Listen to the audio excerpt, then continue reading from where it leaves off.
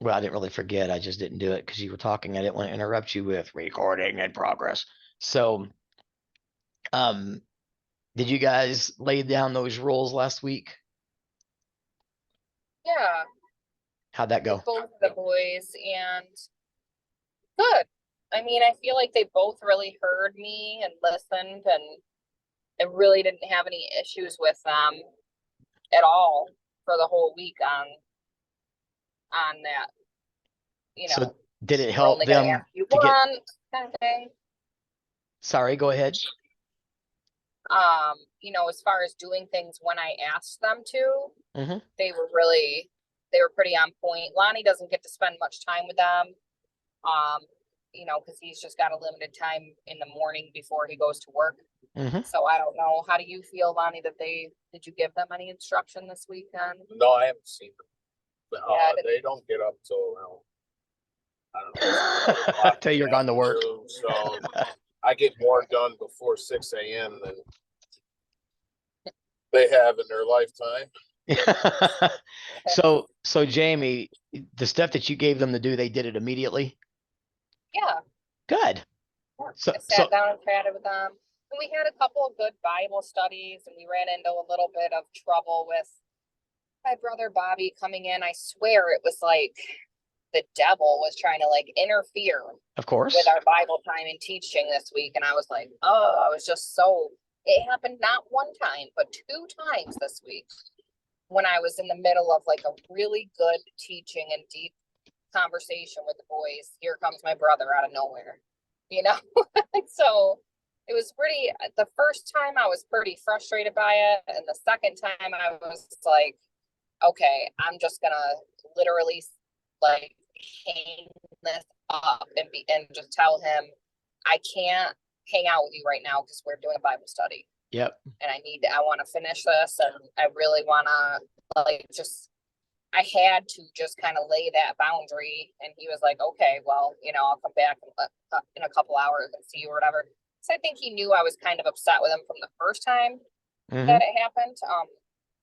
I think I told you a little bit that Trist has been struggling a little with like his not he believes in God. That's not an issue for him, but he's to the point where he's feeling like why does he need to spend so much time, with the Bible study and worship and fellowship and all that good stuff. He's like, I do believe, Mom, I feel like you should just kind of let me do it on my own Yeah, time and not you told me force it so that. much. Yeah. Yeah. And And so we were having a conversation about that and we got into a Bible study and then here comes Bobby kind of going against a little bit what I was trying to portray to the boys and then he would follow it up with, well, I don't want to undermine your Aunt Jamie and your mom at all. Trust it is important for her if she feels it's important, then it's important and blah blah blah. Because I think he could tell I was getting impatient with him about it, and so I had to talk with Bobby about it after, and he's annoyed with me, but I think he gets it, so that's all that matters. well, if he's annoyed with you, then he can stay out of your business. Right. And Yeah. he's okay with it right now until the wind changes from west easterly Yeah, yeah. to north southerly, and then he's going to be Well, right back up. I had an uncle that was very skeptical. And this is in my very early years of walking a Christian walk. And I was at work. My uncle was there. I had the New Living Bible, which is I call it the watered down version. So it's easy to read, or the New Yeah. Living Translation. And I had it laying on the desk. And I'm in there doing my work. Well, my uncle comes in and he sits down at my desk and he sees it and he picks it up and he starts reading it. I didn't say a word. I'm like, let him read. Well, Mm-hmm. one of our employees who was in his 40s at that time came in, and this guy proclaims Christianity. And he walks in, he says, "What are you reading?" He said, "I'm reading his Bible." He said, "What version is that?" It's the New Living Translation. He said, "Why are you reading that watered down version for?" And my uncle said, "You're right. I don't need this," and tossed it on the desk. Oh, I darn near decapitated that guy. Right. I get it. I'm like, how dare you? Uh-huh. And of course, this guy ended up getting fired. So he is something else. But anyway, I'll never forget that. I can remember my uncle's response. It just broke my heart. Thought we finally got the guy reading the Bible. Finally. And you come in there and insult the translation. Exactly. Who cares as if you it's watered down?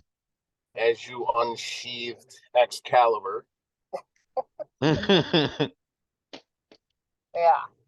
I understand that immensely because, they're teenagers. So to get them to the point where they're actually really engaged and thinking and reading for themselves the verses and talking to me about how they interpret it and asking questions. And then here comes this dude out of left field that goes, Yep. oh, you're doing a Bible study? Well, that's gay. Anyway, James, this is what's going on in my life today. I'm like, oh, it could just hurt him, So what makes it gay there, Bobby? I'd be asking question. What makes it gay? Oh, I totally did. Yep, we got into a little heated debate for a little while, and that's where he ended up saying, well, if it's important to your mom, Trist, and I do believe in God, I just think that we don't need to, spend so much time on it, but That's not what the Bible says. no. It actually says meditate on his word day and night. So exactly. And it also says that it would armor you up. And I would also have said to him, if I were home, I think it's just what the doctor ordered for you because you seem to be in peril every other day. Yeah, because this is my brother that, was not married, but he had a girlfriend that had a baby. And Grayson, our little nephew that we love so much, and his girlfriend's pregnant. And then he broke up with her. And so they're still not together, even though she's pregnant, but she was staying at her house last week. But now this week he's with another girl. He's just such a mess. Yeah. Worry about your own life there, dude. Yep. That's the thing. Somebody got on me about the way I handled something after my wife passed away. And my temper took over. Because if there's anything that annoys me, you know what I asked that person? When did you lose a spouse? Correct. You haven't? Right. Then stop telling me how I should have handled it. Oh, I was hot. Right. And I agree with you completely. I mean, you don't know until you're in that situation. Yep. And, I just got into an argument my family's been a mess this week. My mother called me at 1 a.m. My brothers, a total wreck and asking for advice in 1 minute and then telling you to go, yourself the next minute, so he's just so all over the place. And we got into an argument yesterday because he's like, Mom called me crying. My mother's birthday was yesterday and she's thinking about how she feels like out of her 4 children, the only one that doesn't have their head up there, right now is me. That's exactly what her words were. And so she's crying and she's like, oh my gosh, I'm 61 and my kids are a mess. And you're the only one that I can talk to that is not losing their mind or doing something so stupid right now with their lives. And I would have said yes. And I'm also the one that handles everything that you're supposed to. So I can see why you're all upset and going through a late age crisis right now. So I know my Lonnie's funny. So I'm more realistic and blunt. Yeah. So I would never tell her that. No, he's really you're like me, Lonnie. I'll say it but never mean it. Yeah. Oh, I don't know about all that, but I meant not necessarily mean it, but I would never follow through with it. Oh yeah, exactly. So anywho, I was talking to Bobby yesterday and he's saying to me, you know what? I wish that Mom would just stop being so stressed about my situation with Ashley. Yeah, just turn the car off, dude. There we go. Sorry about the background noise, John. She needs to just mind her own business and let me live my life.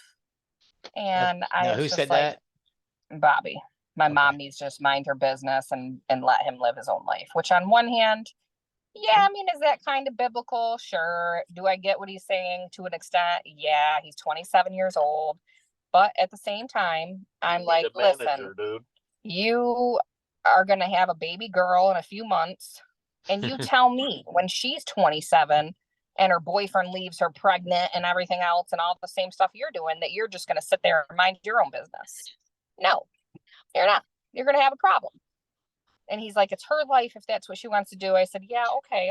Just like you said to that person talking about how you handled your spouse's passing. Let's see what you do when you actually have a child of your own that you care about and you're in that stage of your life, and then say they should just mind their own business. That no parent feels like they're just going to sit there and watch their child do something that's definitely going to affect the trajectory of their grandchildren's lives, the future generations, and just have nothing at all to say about it. Nothing at all. No. Yeah. So, slippery it's been slope. a big struggle because we're all very close to Bobby's girlfriend, and it seems like a small issue, but it's actually like taking its toll on even Tristan Hayden, looking at Bobby Affleck that way, and he's a role model for them. And and we love Grayson so much, and now he's not around as much, and just the whole thing is just so heartbreaking, especially since they live upstairs and they would come down to our house so frequently, and it's a lot for everyone to process. And yeah, I told his mother I was gonna take her to court for partial custody of Grayson. Yeah. And then I just texted her a little while ago and told her that I just put Judge Judy in my top 5, so keep messing around. Yeah. I love it. I love it. Well, so let me ask you guys this. You've had a rough week. And with all of that stuff going on, my question is, are you guys armored up? Oh, yeah. All right. Yeah, I've spent so much time in the Bible this week, John. Good. We just did this morning for quite a while. Good. Actually discerning, well, I wouldn't say discerning, but a little bit of that, but going a little bit more forward on what Marital Monkey was about this past week, and what we talked to you about, that we had a conversation with Trist and why, and just strengthening the things that we would be able to biblically say to him, for answers, and educate ourselves even more, and in doing so, I feel, I can't speak for Jamie, but I feel pretty armored up as far as that's concerned, because it's given me more of an insight on, or clarity on, what end times are going to look like, and the whole purpose of armoring ourselves up, and what we're doing to protect ourselves in the meantime. Good. So I think overall, for what we've been through or dealing with this week, the conversation we had with Tristan, I feel like it was a precursor and something to get us started in a direction of a particular topic. Marital Monkey coming right in and strengthening it even more. So it's lit a fire to really understand a lot about armor right now. And and we're doing that. So in doing that, it's almost like the feeling that I think I'm getting, or maybe the message from God, if he's actually speaking to me, is right now it's probably best to sit back and let him handle a lot of those things that are coming at us, and not so much apply force, just to have the armor for us to be able to deal with it in a more biblical way, in a more godly way, and brush it off and not let it affect us. Let me spin off of that, Lonnie, because as you're talking, I'm thinking about, I'm going to say God's going to confirm that right now about your approach, and here's exactly why.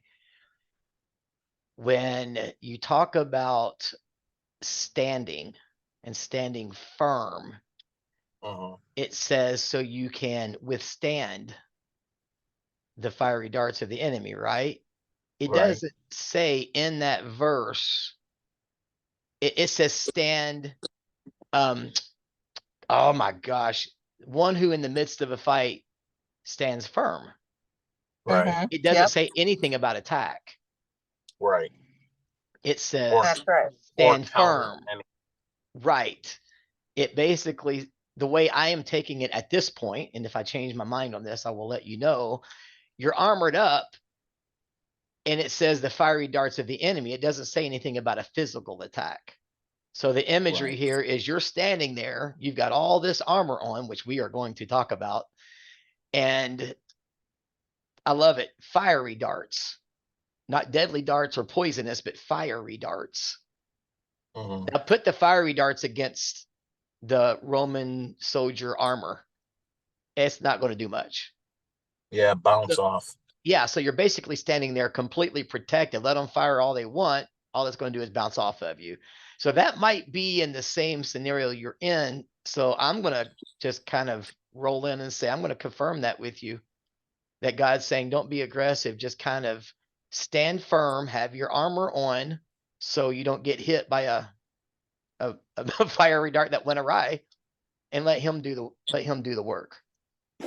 Right. Maybe that's your Because maybe, yeah. because the people that we're dealing with, again, as usual, just with different dynamics. We have one son who is you know, a little skeptical and feeling a little pushed.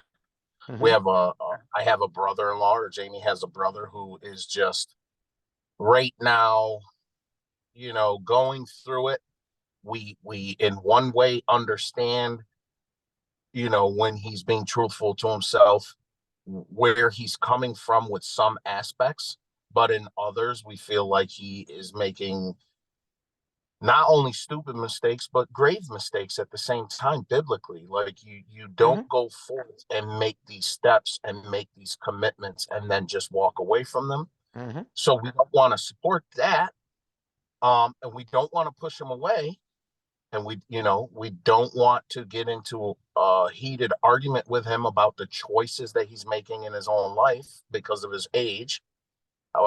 Jamie has a sister and sister-in-law to me who, as it looks, is not resorting back to what she used to do, but is on the brink of hitting rock bottom. So we do know in some way, shape, and form she's maybe not going to need support, but going to need a role model to look after, to keep going in the path that she is with the drugs, at least. A mother-in-law who, you know, is looking at her grandbaby that is unborn and seeing the things that her son is doing, you know, and she's really diving into the Bible. We don't want her to look at any of that stuff and maybe get discouraged.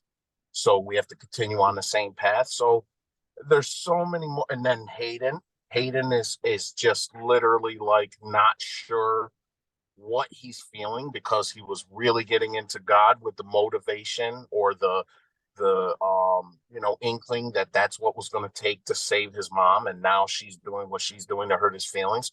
So we don't want to rock that boat any further and just want to be a comfort to him, but yet at the same time be firm in teaching him that, you know, can't use it as a crutch and you still need to do the things that you're supposed to. So at this moment, it's almost like I'm looking at it like at a time for us to, you know, stay firm in what we're doing, but kind of take a back seat and let people just look at how we're being There you go. versus how we're handling it. There you go. I don't think these situations are something for us to handle. I think these are the times when God says, give it up to me, because it literally, it is out of our hands. We're dealing with grown people doing what they want to do, and it's only affecting us in the ways that, and I don't want to say only, I say that loosely, but only in the ways that are things that are not ours to fix. Yeah, that's right. So what do you think, Jamie? What do you think about what Alani just said?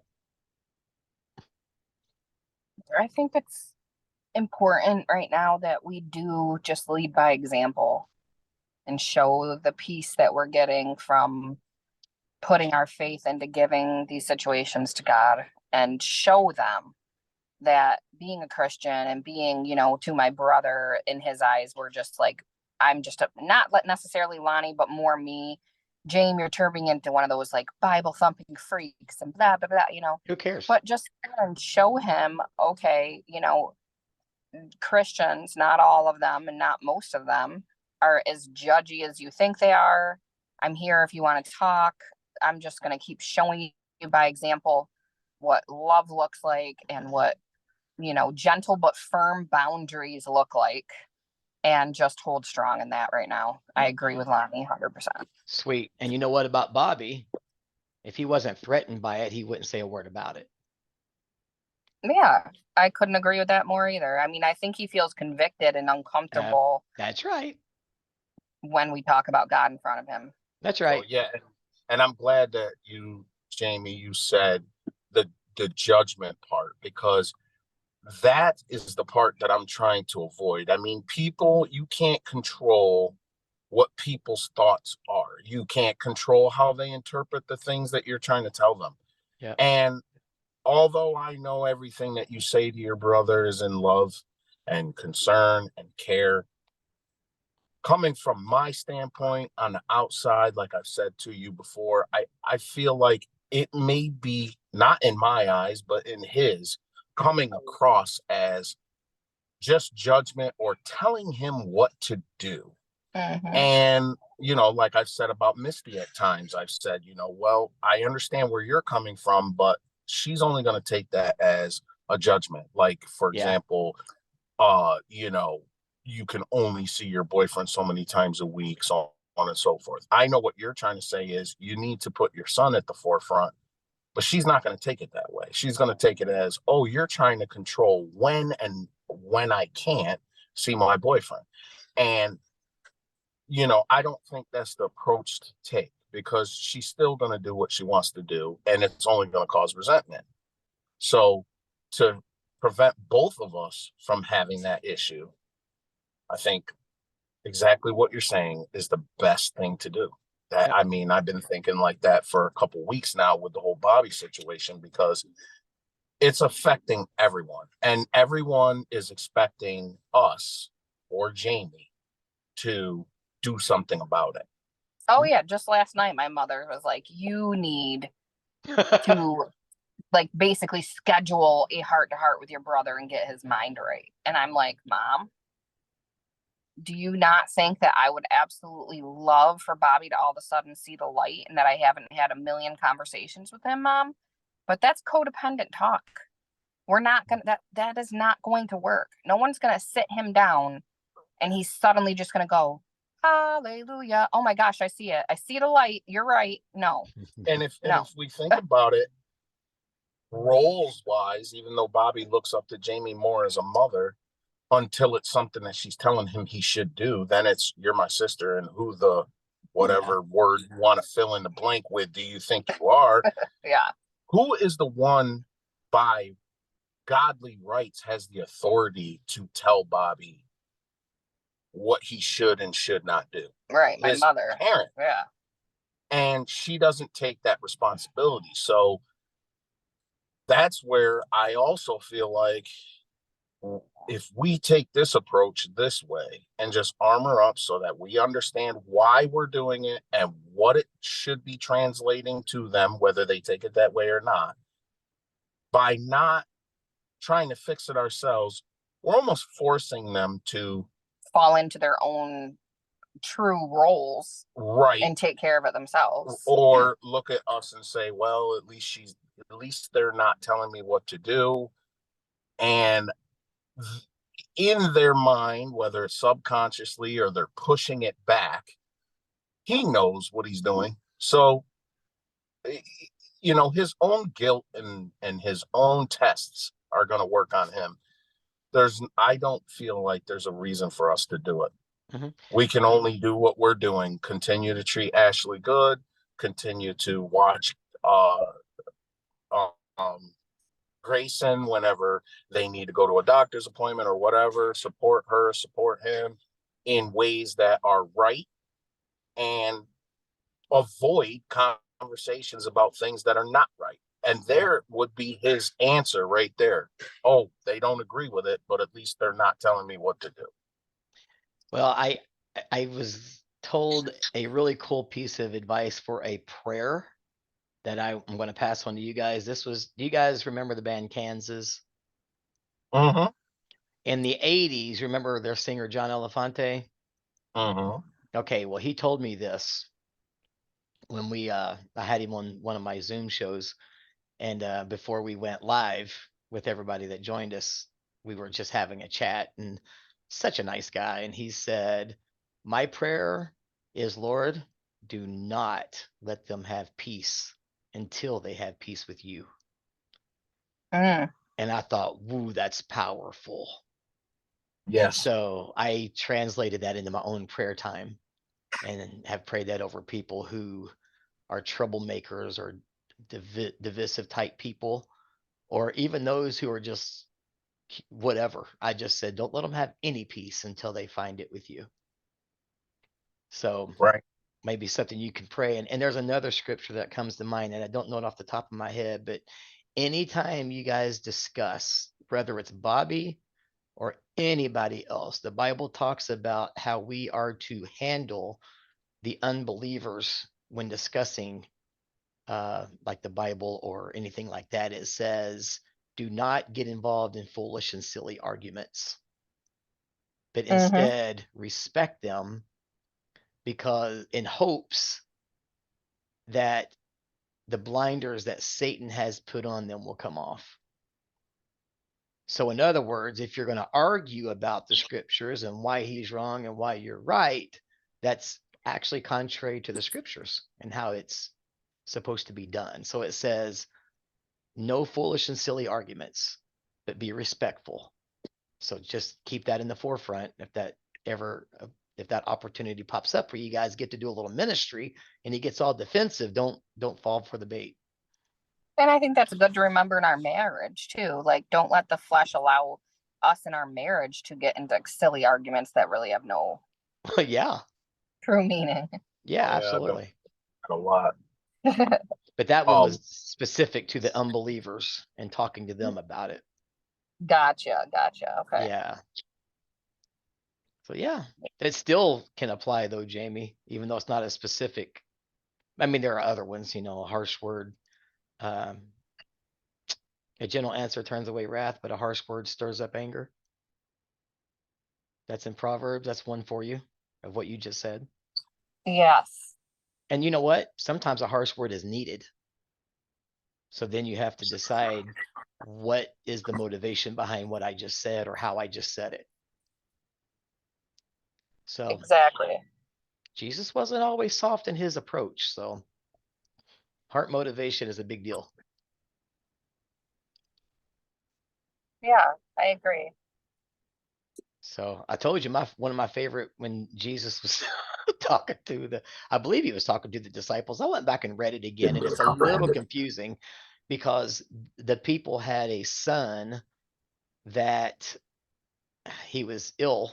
I can't remember what it was. And the disciples could not drive the demon out of that son. And so when they brought the son to Jesus, he cast out the demon. And he said, you wicked and unbelieving generation, how much longer do I have to put up with you? So I don't know if he directed that at the people that brought the son or the disciples who could not drive him out. Yes, exactly. It's hard to tell. Yes, but then he went on to teach the disciples the reason that you weren't able to do it, because they asked him, and it was because their faith is so little. He said, if you just have the faith the size of a mustard seed, you can tell these mountains to move, and they will. But they weren't even able to do it on their own. So I don't know who it was to, but regardless, how much longer do I have to put up with you? Those are harsh words. Yes, they are. Right. And we can also put ourselves in their shoes by saying, if we're living the exact same way that they are, where we're not getting it, we're not understanding it, or we're Right not on. seeking it out, then Yep. it applies to us as well. Yep. The other one I love is when they were going across the lake after Jesus fed the 5,000.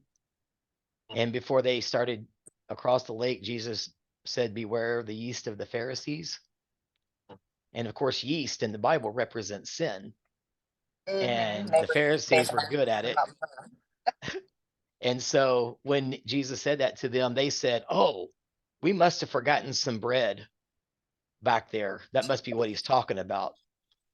And because they were not getting spiritual revelation over the things Jesus was saying, he finally said, it's translated two different ways. Either way, it's hilarious.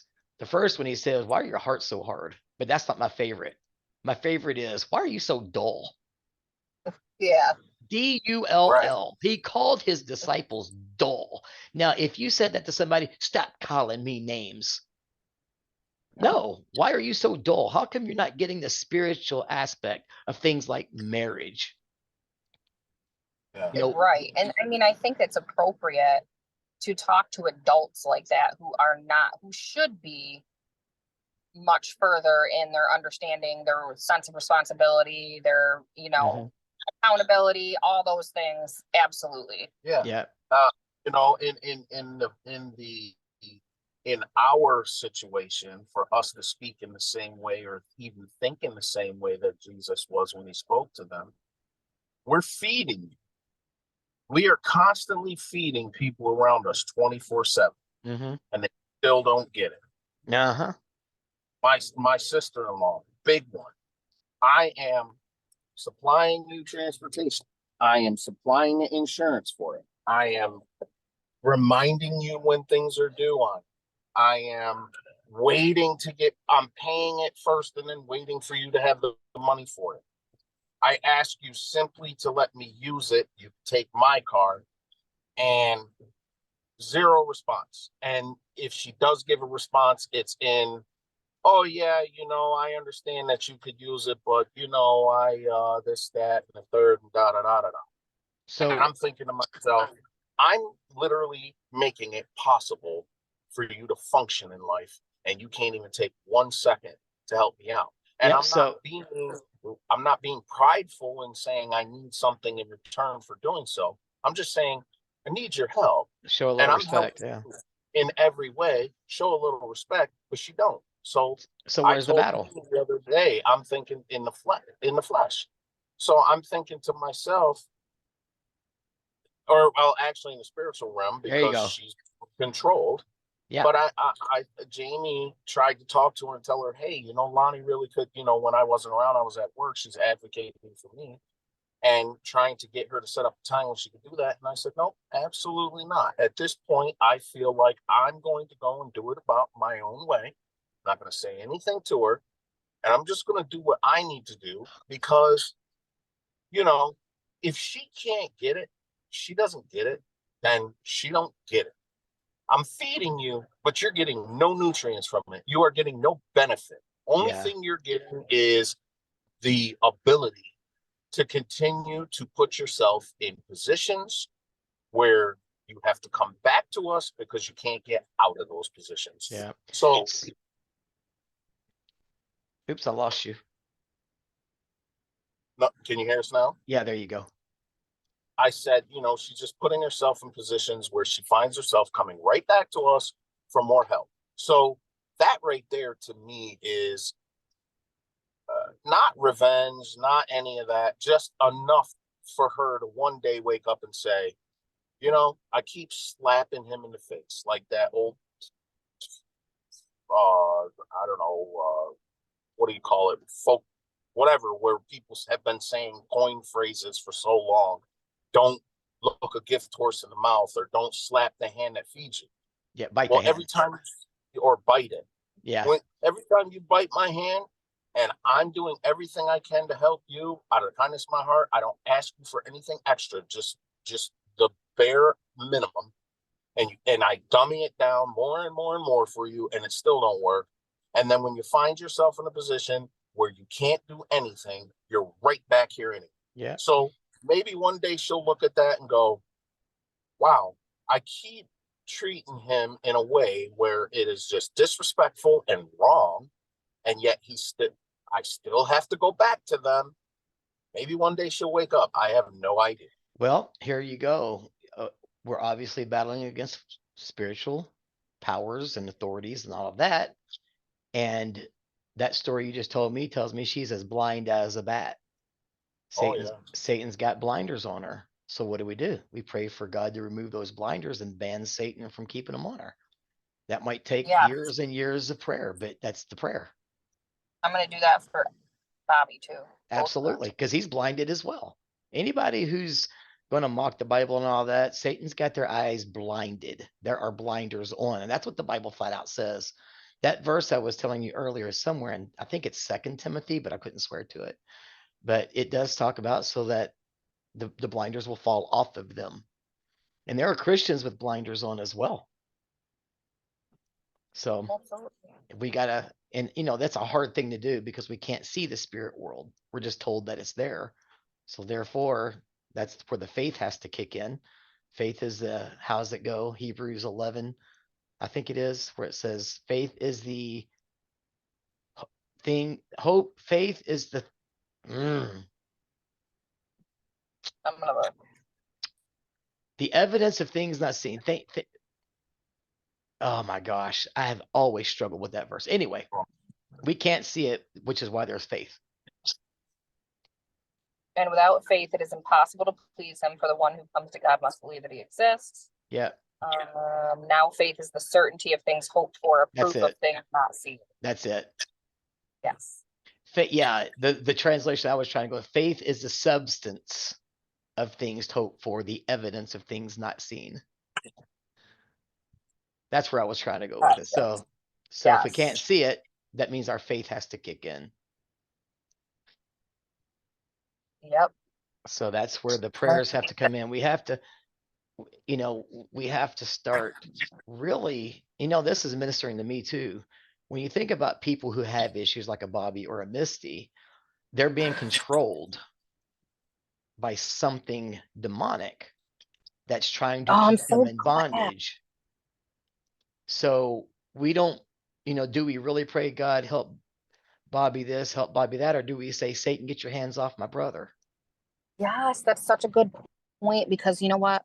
He was just telling me in front of the boys the other day when he interrupted our Bible study that his problem he has with God is he doesn't want to believe that anyone has control over him or his life. He wants to live his own way and live his own life.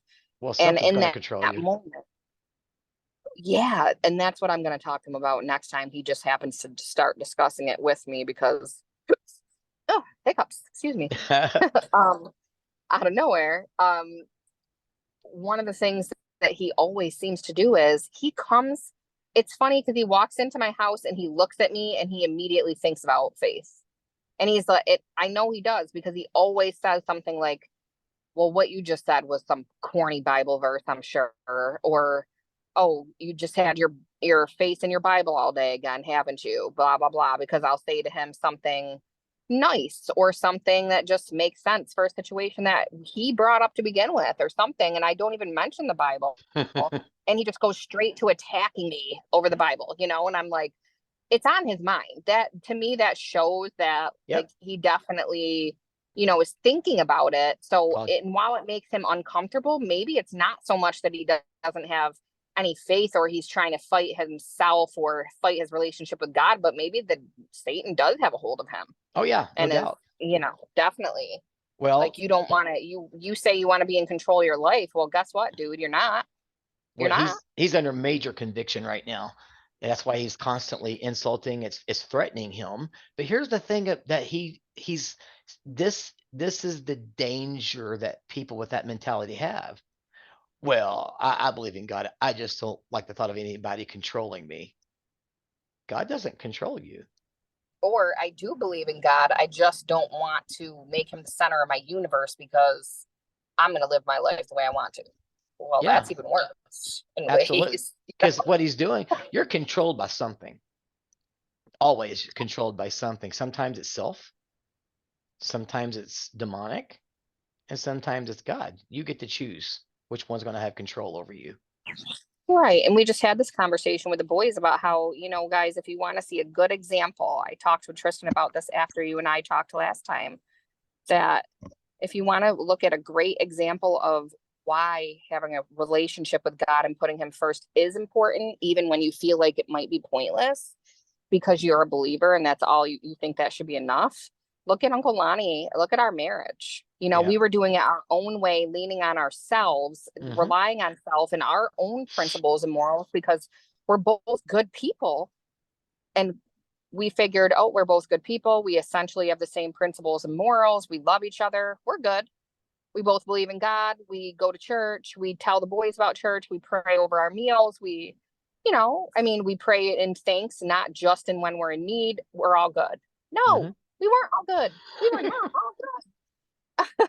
You know, it's a perfect example of having no idea about the roles that we should have and how important it is to have that armor because I mean, how much easier would our life have been if we had met someone like you that could have really guided us in the way that you did 10 years ago before we got into hurt feelings and years of feeling like we were just in this battle 90% of the time, you know, and so not wanting to give up on our dream to be happy together and not wanting a failed marriage and so focused on, you know, what do we have to fix in ourselves as an earthly, fleshly person instead of simply saying, whoa, wait a minute. We are fighting in the flesh right now. This isn't even a battle about us. It's really not about, you know, me being too soft on the boys or him being way too hard on the boys. It's actually bigger than that. And you just have to always have your blinders off and really be looking at the situation from a biblical standpoint, or you're going to be, I don't care how good of a person you are. It's not going to be an easy walk. Yep. The Bible says, be aware and be sober minded, always on the watch. Exactly. That is exactly what the Bible says. Yep. Because the devil is roaming around. I love this, like a roaring lion. Like a roaring lion. He's not like he's just simply, you know, hiding behind the bushes. Yeah. But think about the wording of that. He roams around like a roaring lion. It doesn't say he is a roaring lion. He's an imitator. Exactly. An imitator of all. I was just talking to Lonnie about that this morning, about the imitations of the devil. And like he was telling me he was frustrated because one of his 17 brothers that he has is like constantly, he will talk to him about, he'll ask Lonnie a question. And then his brother will like for days ask him the same questions, you know, and it's like, dude, we have already talked about this. I've told you the answer to this 80 times. It's mostly usually about like engines or cars or, you know, like going to the DMV and legal stuff about things that his brother just doesn't really know a lot about. So he gets so frustrated with him. And he said, Jamie, the man has 3 phones. And I swear to God, he's always texting and calling everyone, but not listening to me or hearing me.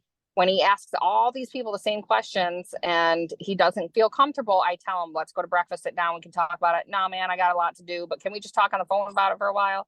It's like, he's just so, and I'm like, yeah, it's all the imitation. He feels more comfortable having a million relationships that are very superficial and not real over his phone, but doesn't actually want the face-to-face sit down relationship with a person. Yep. At all. And it's just everywhere you look, that's how it is. Yep. It drives me insane. I know it really does drive you insane. I know you hate the phone thing. And I mean, I was just talking, Dave, you know, Dave's my best friend and known each other for 40 years. Although Lonnie's trying to take over his position, so I'm going to tell Dave he's going to have to do more for me because Lonnie's going to take over. Be like, I got my Dave, you made brisket, but nobody can make a sandwich like Lonnie. So he just ran into the bank, but I'll have to tell him that. He said, tell John I'll be right back. Well, crap, that was a funny joke I just threw out there. I know. I was like, Lonnie didn't even think that was funny. That kind of hurt my feelings. You know what? Yeah. I even forgot where I was going with that. Talking to Dave about what was it that you said that triggered we that were with talking me? about imitations. Yeah. That, you know, of the devil. And then you phones. said, yeah, phones. Yep. Phones. And it is amazing. I did a series. It wasn't really a series. It was a 2-week study that I did for Marital Monkey Mondays. It was obviously before you guys came. And explained the detriment of cell phones in the mind. And, some of the basic points, and I think I've probably told you guys about them. Depression. Yeah, you spent one night on, you just said, you know what, before we dive into this next chapter, it was about, the distractions of what can be a marriage killer. And you wanted to really like hone in on one specific day about phones specifically because you felt so strongly about it. Oh, yeah. Well, when we went to marriage counseling, or premarital counseling, I should say, the pastor, which is our pastor at the time, said, well, there are three things that can destroy a marriage, or the three main things that will destroy a marriage is sex, money, and family. Those three things are the main culprits. And I would take cell phones and actually put it number one on the list. Because if you're on your cell phone so much that you can't have a relationship with your partner, the sex dwindles. Yep. The money and the family, you can at least be directly affected. Huh? Can also be directly affected by your phone.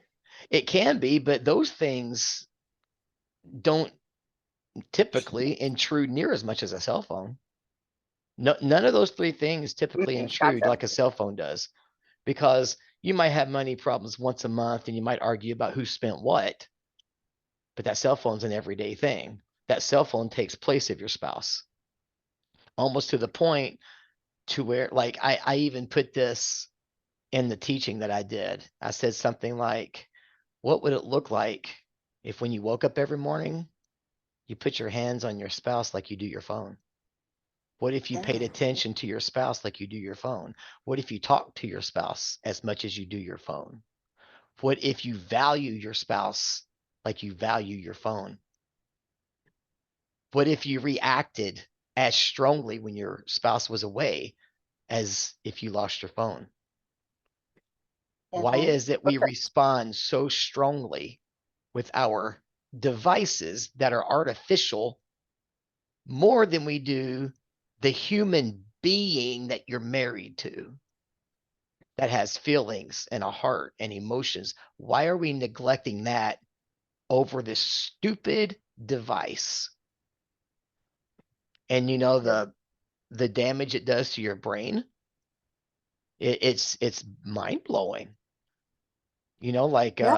It keeps you from being able to think about abstract things. It's almost like you've got to be able to touch it to understand it, because if it's abstract, your mind doesn't compute near as well when you're addicted to your cell phone.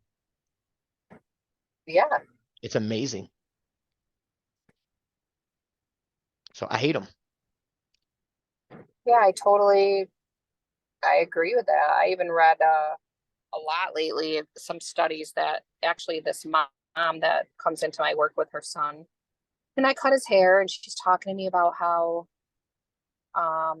she just got involved in this group for moms against devices until their kids are 4 years old, because there's these scientific studies now that are saying, like, having a cell phone or a tablet in their face from the time they're 6 months old to keep them occupied at a restaurant, whatever, is so detrimental to their brain development, that they're saying it's causing ADHD, autism. It affects all the areas of their brain that are developing so quickly and getting overstimulated in those moments, instead of just being and observing what's around them and, just learning the natural way that pediatricians are recommending you don't let your child hold your phone or watch TV or anything until they're at least 2 years old now.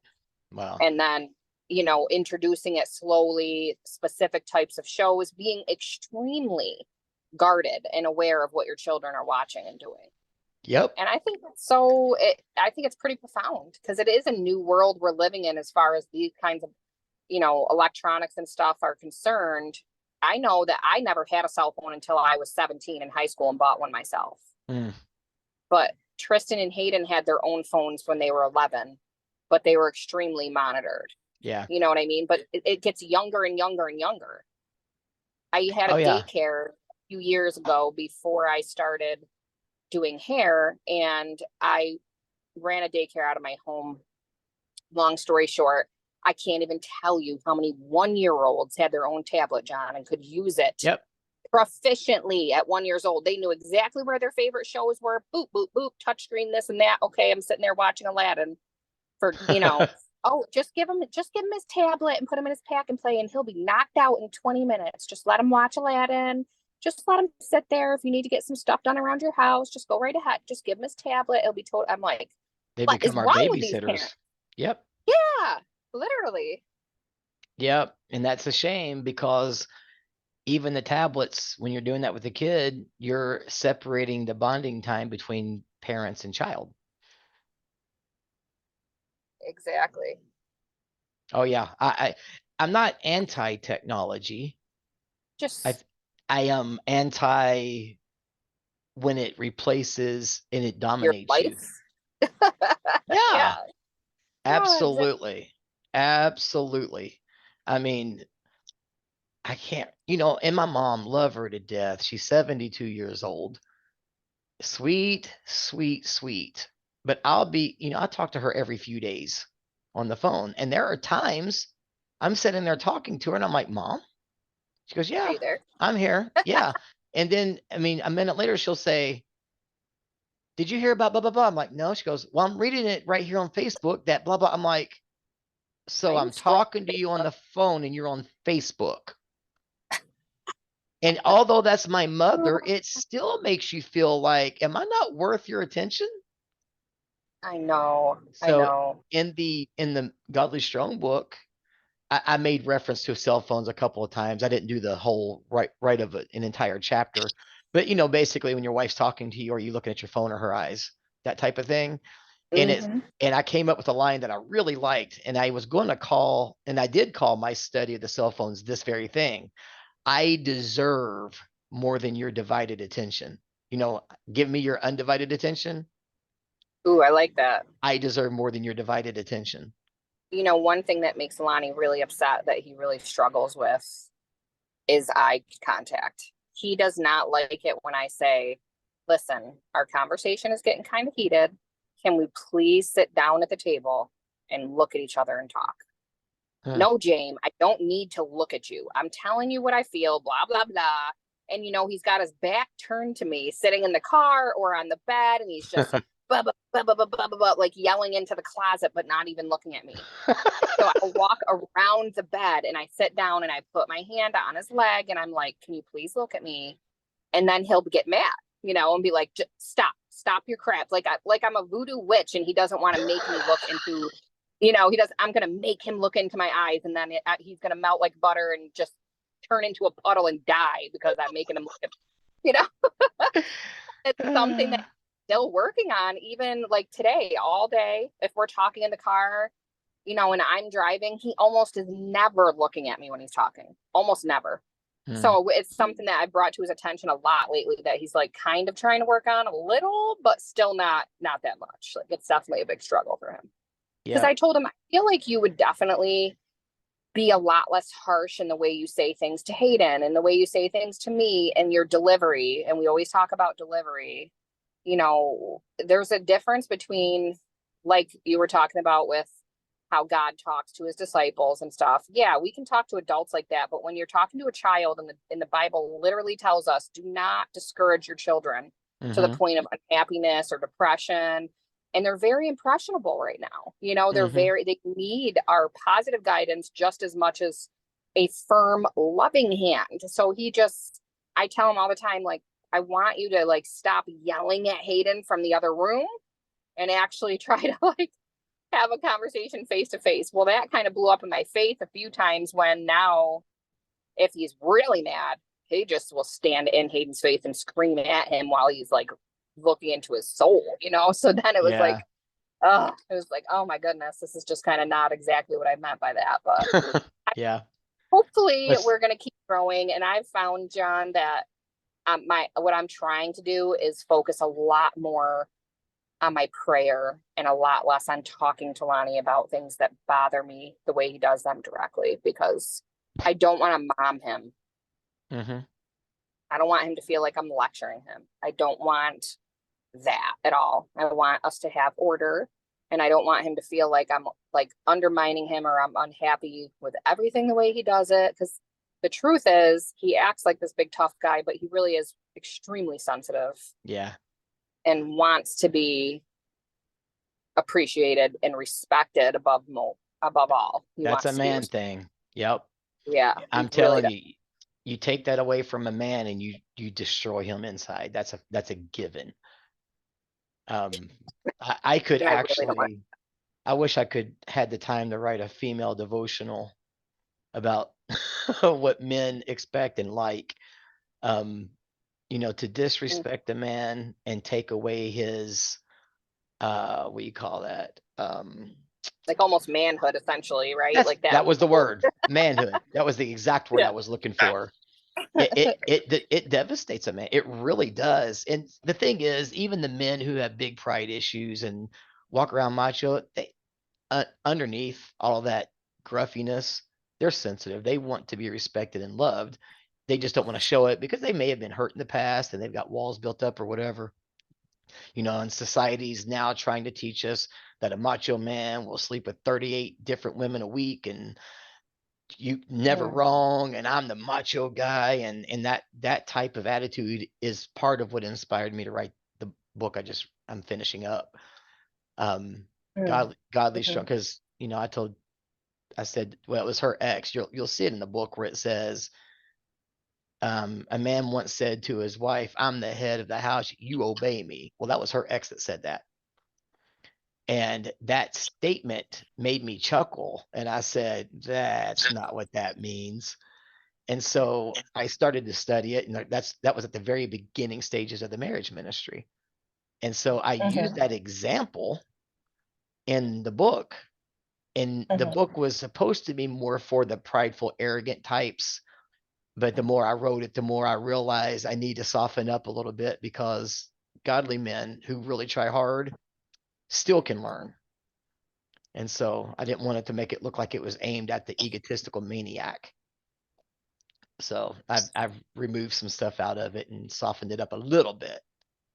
But I do say things in there like, so Mr. Husband, have you ever read this verse? Because they Right. and Mr. Head of the House, that type of thing, a little sarcasm. Yes.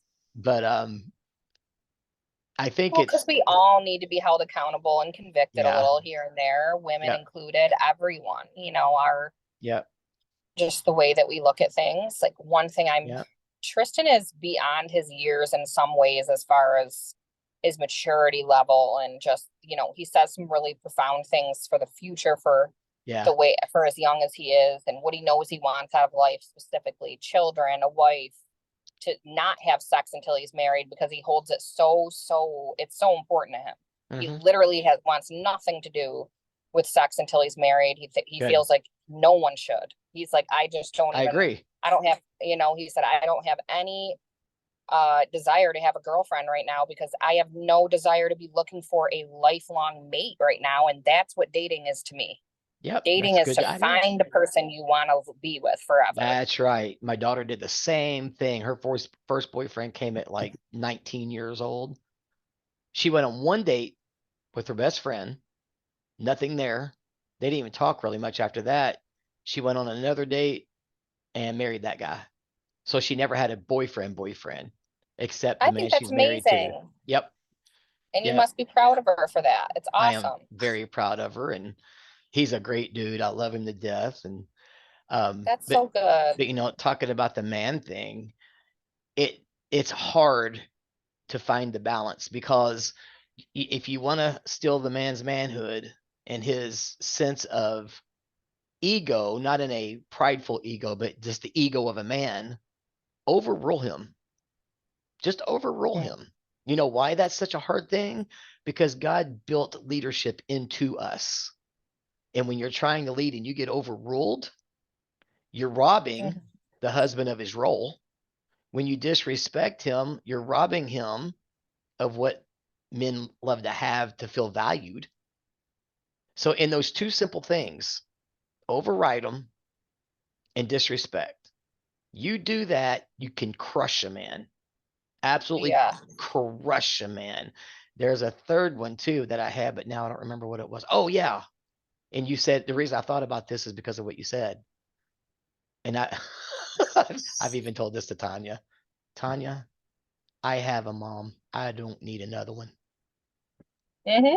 I've yeah. actually said that to her, just I was trying to be sensitive because I know what her mind was behind some of the stuff she would tell me, but it still is it comes across as, Yeah. And it's momming. hard because you do care about your That's husband to the right. point where you love them so much you want to make sure they're taking their medicine. Are you doing this? Are you doing Yep. that? Are you doing what you're supposed to do? If I notice that Lonnie's in a particularly horrible mood, did you wear your CPAP last night, honey? Did you take your medicine this morning? Because you are off your rocker at this moment. John, did you check your sugar, honey? Are you sure that you're not cray cray right now in Yep. a way that you can't control? And Yep. I sometimes will get that side look from him like, yeah, mom, I did, Yep. But it's like, Exactly. okay, well, Yep. And yeah. that's part of, and in part, again, you'll see this in the book. Part of the things that I write, study her. And of course, when you guys read it, it'll be study him, but study her, understand. Like, I understand a lot about Tanya because I study and I put myself in her position. And, that way, when I tell her or direct or try to encourage or guide her, it's coming from a place of understanding where she is and why she thinks like she does. Yes. But that doesn't mean I am going to agree with it. I at least understand why, but me Or understanding it excuse doesn't her make me agree. actions. Huh? Right. Or excuse her actions when Yes. she's putting things out of order. You still, you understand why, but it's kind of like Lonnie and I were having breakfast this morning and I was telling him, I'm trying to make less reasonable excuses and more so, okay, like I have severe ADHD. Both of my boys do. We've just been diagnosed. Like we're learning how to live as a family with this. Like now I know why I do some of the things I do. One of the key factors of ADHD is when you're stressed out about a certain situation, you will, like, say, for example, now this is just like super surface level, but I don't want to do the dishes. So I'm going to clean my entire house, but not clean the kitchen. It's like avoidance tasks. You'll do anything to not have to talk about that one thing or not have to address that one thing you don't want to do. Or piling. If you've got piles all over your house of like, oh, I'm cleaning this room, pile, that's like an ADHD marker. So Lonnie is like, oh my goodness, like that makes so much sense. I wish I would have known that about you 10 years ago, that's like a thing that you do. Because I will ask you, Jamie, did you wake up this morning and give Hayden his drug test like you said you were going to? Did you have him do it? And did you talk to him about it? Or did you check his room for the things I asked you to check for? Oh, I totally did not do that yet. I thought about it though, and I really intended on it, but then I did all these other things. And so I'm trying really hard to like set an alarm for myself in my phone and teaching the boys to do the same thing. And if it's something that I know I'm going to try to avoid, or I feel that like uneasy, queasy stomach feeling like, oh, I really don't want to do this, I'll just do it right now instead of even thinking about it anymore. I'm just going to do it right now and just get it over with, because that is definitely something that is a major problem for our household's order, is me avoiding things that are uncomfortable. I don't like the conflict. Yeah. I like the house to be peaceful and loving and like a Disney movie, and just everybody be so happy. So I understand. I'd rather pretend that nothing is even wrong than to address the issue, because that's uncomfortable for me. Yeah, So, that is my personality. And honestly, that's been the probably where I've grown the most, if it's not the most, really close to the most, is being able to confront or address things that makes me uncomfortable, because I've never been like that. Like my youngest daughter, you mess with her, she will hunt you down and confront you about it. Oh, that's Lonnie through and through. But that's not even close to who I am. Me neither. No. And it's to the point, like, kind of one of those is like one of the questions I ask in the book when your wife does something that aggravates you, is the energy spent getting upset really worth, like, is it really worth it? Is it worth getting that Mhm. upset over? That type of thing, or is it just something that should just, but and then there's always this snowball effect. Well, it's not that big of a deal, but when you add it along with everything else, now it's a heavyweight. And that's what There's, happens to Lonnie all the time. yeah, I feel like dynamics. it's very difficult for him if he finds out about something, say that Hayden did that was a big deal. Then and he'll look at it and he'll say, okay, this is how I'm gonna handle this, and he'll be super rational, really great about it. Well, then I've noticed that his trend is to, over for the next month, micromanage and just pick apart at every little thing. Hayden, you didn't put the towel right on the shower. And then he gets a 30-minute lecture over that. Yeah. Hayden, you didn't walk the dog long enough to go to the bathroom, and now they pooped in the house. So let me give you a 2-hour lecture over that. Instead of a quick correction, everything seems very long and painful. And I think that what it actually is he's still upset about that big thing that he Yep. learned about 2 weeks ago. Yep. That he acted rationally on, but he's still harboring that like resentment and that like anger in there for it. So now every little thing becomes a problem until at some point Hayden's going to run down the stairs too fast and Lonnie is going to lay into him and ground him for a month. And and Hayden's just, his head is spinning like, what is happening? Why am I in so much trouble right now? Why does Uncle Lonnie hate me? Why did I just get yelled at for 3 hours for running down the stairs? And he feels like a victim, and Lonnie feels like, hey, dude, I've been putting up with you and all the little things that you've done for a month. And you did this huge thing that I gave you grace on, and you couldn't even toe the line with the other stuff that I ask you to do on a daily basis. And that's so hard because on one hand, I really get where Lonnie is coming from with that. Like, he wants to be respected and have his home in order. But on the other hand, I feel like, Lonnie, you're really making it personal, and it's not personal. Yeah. Hayden's not doing these things to personally disrespect you and make you upset with him. In fact, all he wants to do in the whole entire world, 99% of the time, is not upset Uncle Lonnie. I try to tell Lonnie all the time. He gets very upset because he feels like Hayden is like really quick with his answers. He gives me these one-liners, okay, Uncle Lonnie, or I'm sorry, or just he's super quiet. He doesn't explain himself. He doesn't do this. And I said, yes, but honey, when he does explain himself, then you yell at him for making excuses. He's just desperately trying not to say or do anything that's going to make you more upset than you already are, that he can't even focus on the lesson you're trying to teach him because all he's trying to do is avoid you getting mad. Do you get that? It's just like this very big cycle that goes around and around and around. And it's sad to watch because Lonnie so desperately wants to connect with him. Yeah. And I think And it's so hard.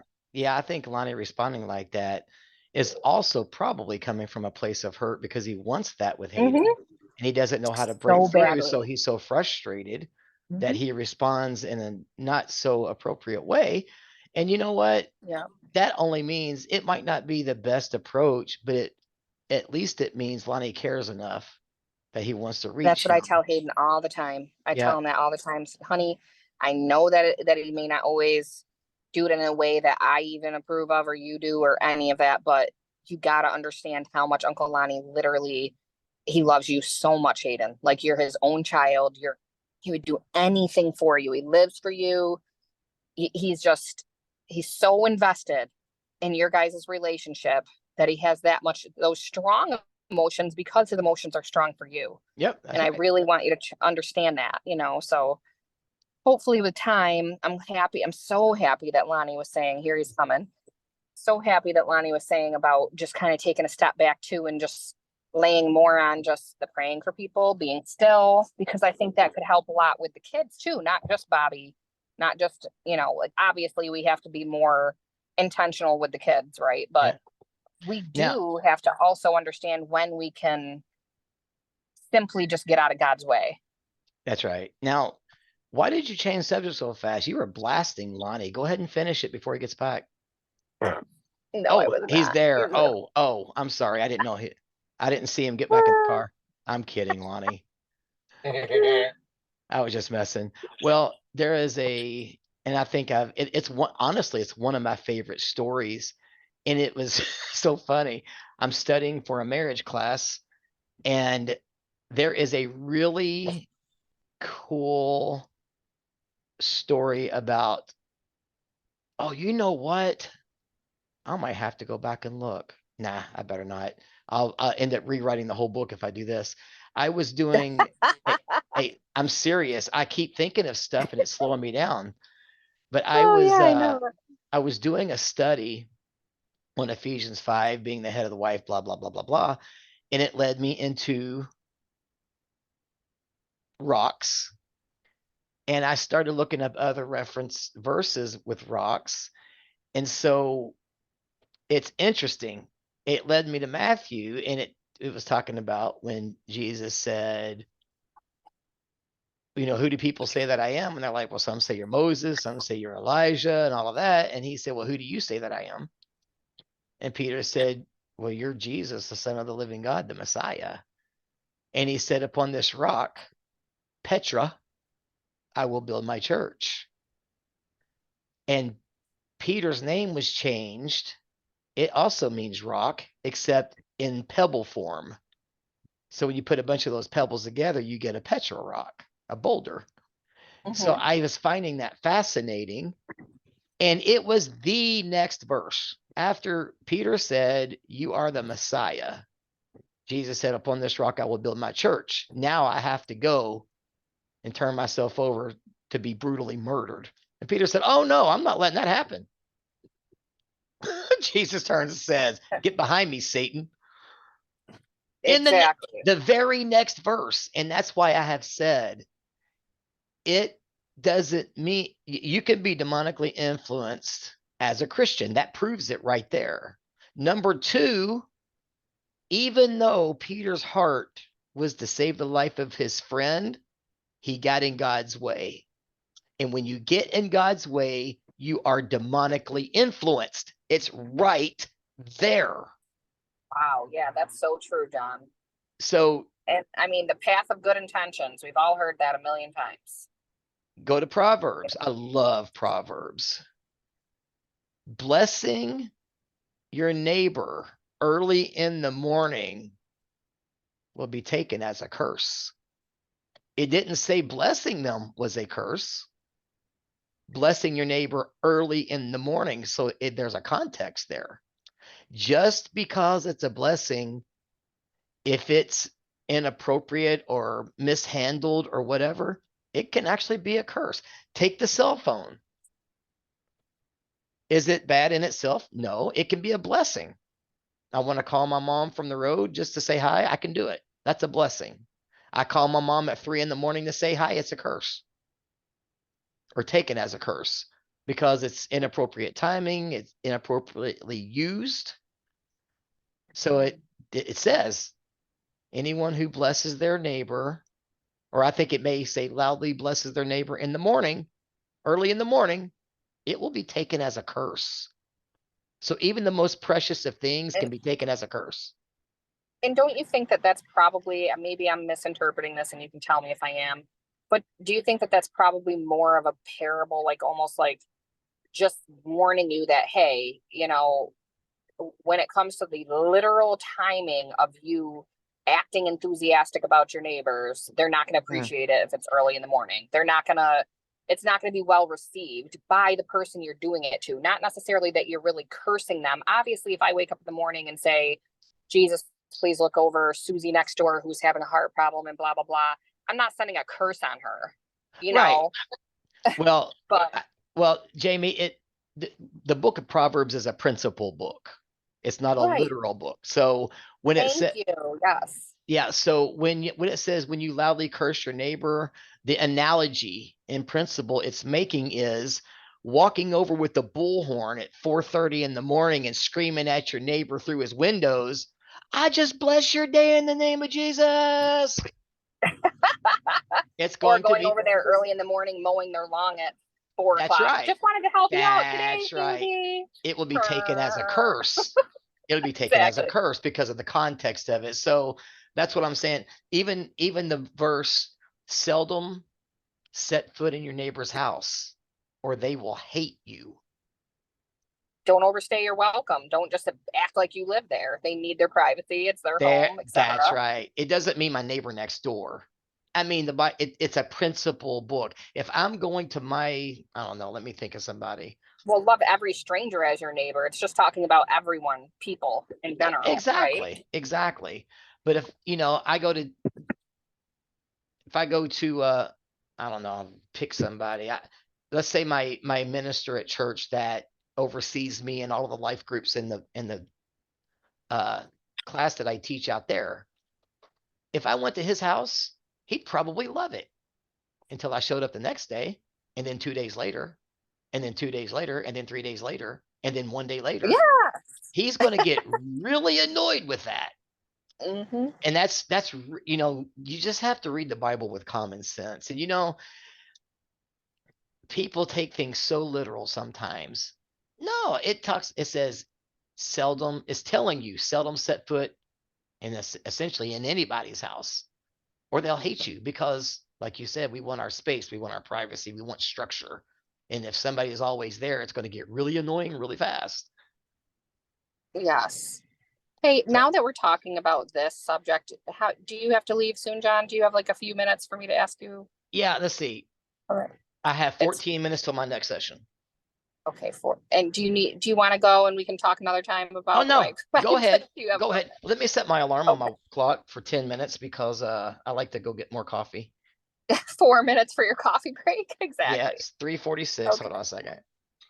Set timer for 10 minutes. Okay.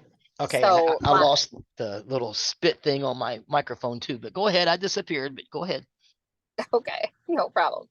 So after Tristan and I had this talk about his faith and how he's really, really struggling, and he's diving deep into his own like Bible study and the things that he has on his mind about hell and heaven and Jesus, it bothered me so much that it was affecting Tristan's faith. Like he was really struggling with, well, Mom, I know that most pastors teach hell is eternal. And if you're not a believer, it doesn't matter how good of a person you are. You are going to, have a terrible eternity of suffering, even if you were a great person, or even if you were this or you were that. And he said he's like, I have so many problems with this, Mom. And it's not just about the fact that I know my dad is not a believer and I'm worried about his salvation and stuff like that. But he's like, I've been reading so much about, God's love and his mercy and how we're created in his image. And I feel like I wouldn't even want Hitler to suffer in a burning, torturous, eternal way to that degree. And I feel like that really goes against the love that God says that he has for all of his people. And and he also was like, if God is a God of past, present, and future, and he knows everything, and why create free will? Why even create these people at all that he knows are going to have to suffer eternally like that? Why have different levels of hell that the Bible talks about if they're just going to have to face these things eternally? So I really, at first I kind of went for all of the normal answers that, it's the choices that we have. It's the free will. It's the, how everybody has been given the same opportunity. If you've heard about the name of the Lord and you've heard about the gospel, then there's Bible verses that show there is no excuse. You have to, you've got to come to this term. So I literally barely slept for 2 nights, John. I just went into this deep dive of a Bible study and just searching and searching and searching for every verse in my Bible that talked about either hell, eternity, or death.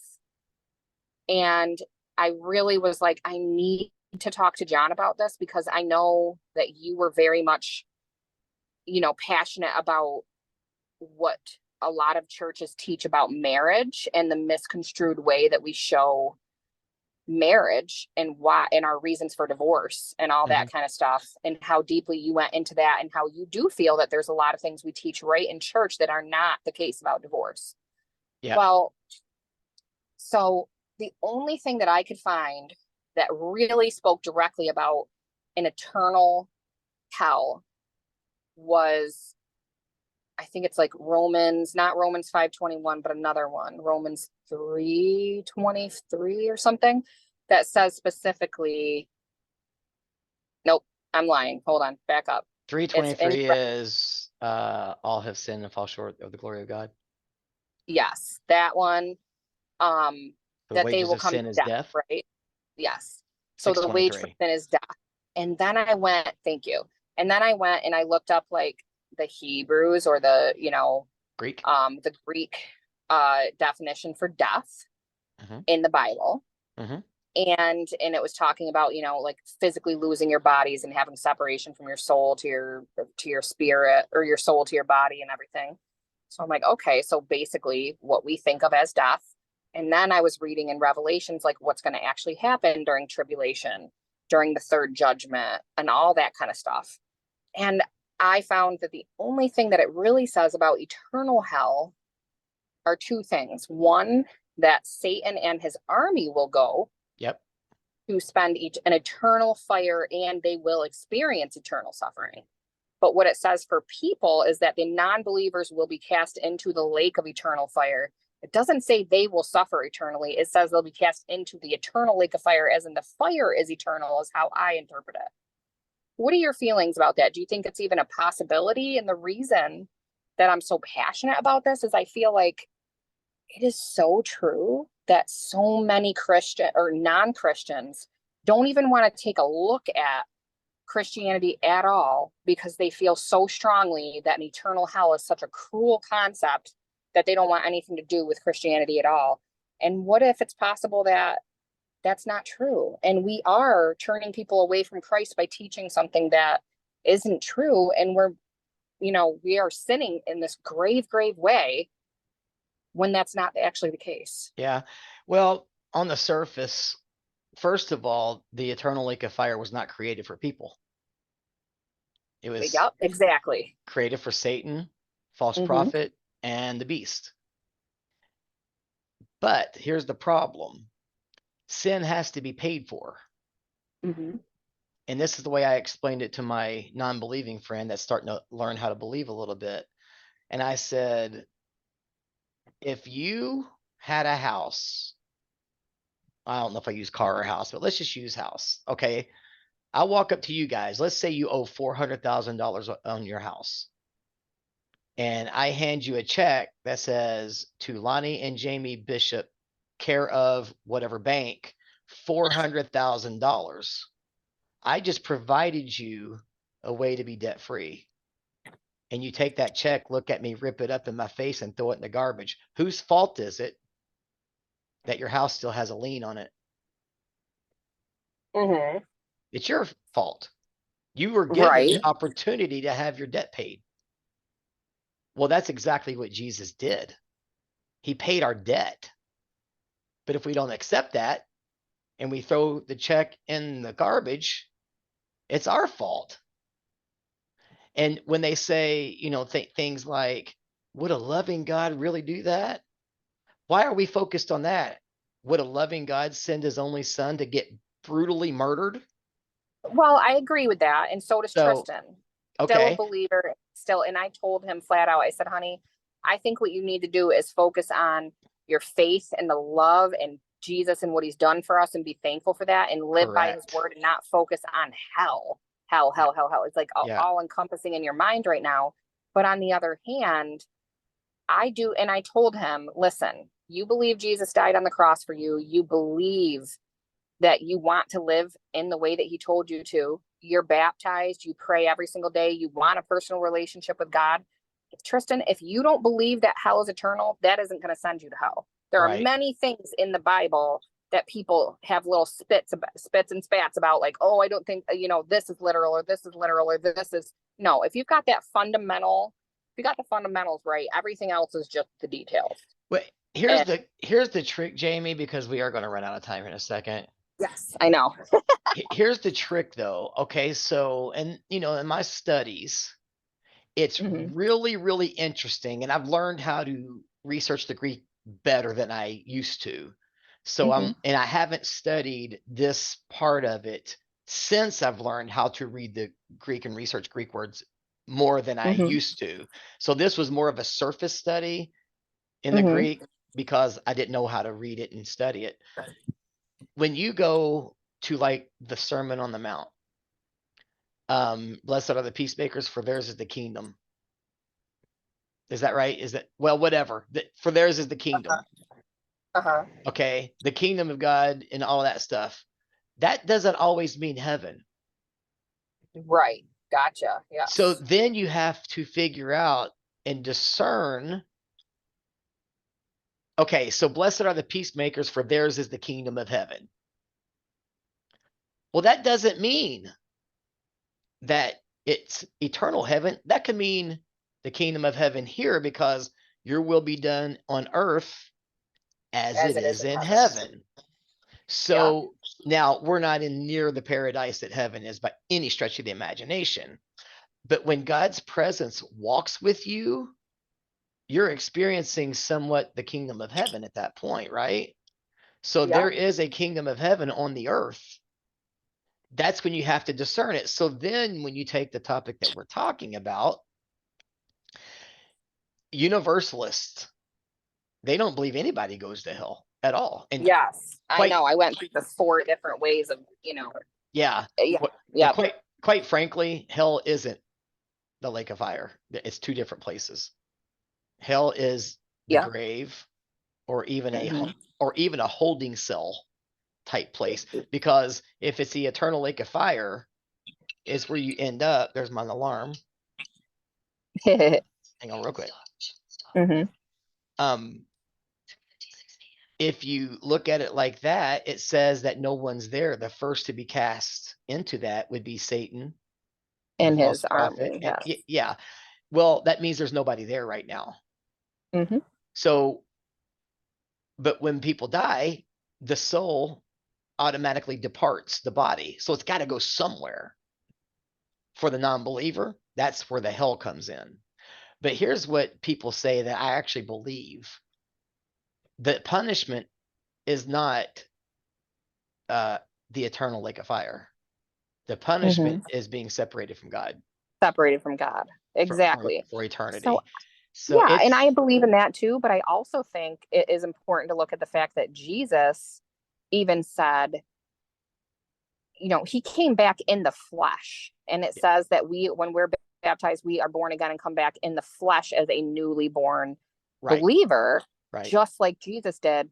And when God comes down and Jesus reigns the earth for that 1,000 years, they will raise every believer from the dead in their own fleshly bodies and bring them Yes, back to life. yes. So I do think, maybe, just speculating, and I've done a little bit of research on this that supports it, but maybe there is no one in hell right now, and the judgment of hell and heaven doesn't come until Jesus comes back.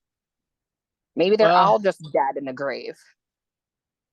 Well, but the soul has to go somewhere. It automatically departs the body. That's why the body dies. The soul departs. So then where does that put the soul? Yeah. I mean, but what the and my Bible clients are says. here, by the way. Okay, that's okay. I'll talk to you later. they've got 2 minutes. I'll let them in. So if the soul has to go somewhere, the way I understand it, and I have not done a thorough search on this, but think about the rich man and Lazarus. Yep. Okay. The Gotcha. rich I the know rich the man's story. looking up and saying, "Please give me a drop of water at least." And they're like, "Can't do it." Well, why would you want a drop Yes. of water? They're in eternal torment. Mm-hmm. Okay, So that's going to be my next step of my research. Until next week, John. okay. We'll talk about this some more. Okay. Sounds Thank you so good. much. You're All welcome. right. Sorry about your coffee, John. Oh, it's all right. I don't care. All right. Talk to you guys later. Okay. Bye. Bye.